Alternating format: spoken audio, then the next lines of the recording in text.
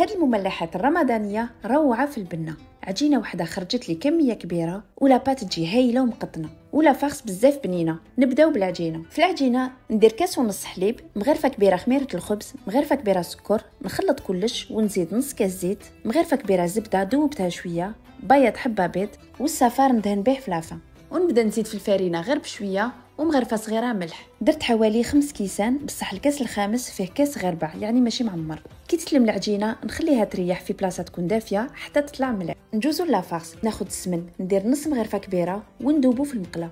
نحط لو بولي، درت صدر كامل ونزيد عليه نص مغرفه صغيره فلفل كحل، 4 مغرفه صغيره سكنجبير وتوم بودره، ونص مغرفه صغيره فلفل احمر، شويه ملح، ونخلط كلش. نزيد نص مغرفه صغيره كركم ومغرفه صغيره لا طوماط كونسونطري، نخلط كلش، نغطيه ونخليه يطيب. بعد ما طاب البولي نرحيه في الاشواغ، ومن بعد نزيد عليه شويه زيتون خضر، نص كاس مايس، وهذه لا صوص طوماط تاع الدجاج كي طيبته. نخلط كلش ومن بعد نزيد ان مورسو تاع الفرomاج، نعبزو شويه ونزيد شويه حليب باش نجري شويه لافارس. بعد ما خمرت العجينه نحلها على لو بلان دو طرافاي، ندير دوائر ومن بعد نحط شويه لا صوص طوماط، شويه من لافارس، ونجوز بالبانسو خليط تاع الفرينه وشويه ما باش ما يتحلوش في الفوغ كي تنفخوا مع السخانه. نغلقهم مليح ومن بعد ندهنهم بلو جون دوف، زدت لهم غرفه كبيره حليب، ومن الفوق درت جلجلان، ورق تاع المعدنوس ولا لا صوص طوماط مع الفرomاج غابي وشويه معدنوس. هنا درت السانوج والزيتون مع اون غونديل تاع الفلفل وان كاري تاع الطوماطيش، وخدمت تاني هاد لا فورم. وما تنساوش تلصقوا لاباط بخليط تاع الماء والفرينه باش ما يتفتحوش. نحطهم يطيبوا في الفوق، كنت شعلتهم قبل على 200 درجه حوالي 15 الى 20 دقيقه حتى يحمروا.